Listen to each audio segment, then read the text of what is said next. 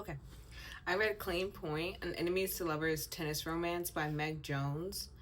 The main female character, her name is Scotty. She is a world renowned tennis player. She actually just won the Wimbledon, or whatever one.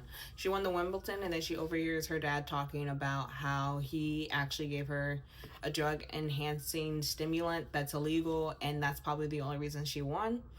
And she turns herself in, and for the next 2 years, which is how long the ban is, she kind of just goes on a bender. I would say honestly a 2 year bender.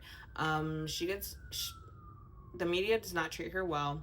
In a lot of Meg Jones books, she talks about how the media treats female tennis players or female athletes versus male athletes, and Scotty gets called a lot of derogatory, misogynistic names. Her opposite sex was doing the same thing, they would not have been called that, and she brings that up a lot.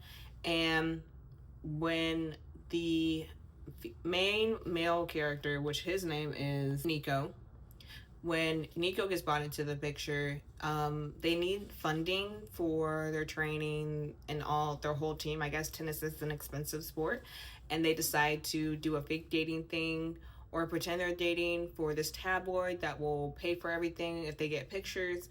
And Nico doesn't want to do it, and he mentions that it's kind of direct, like dehumanizing.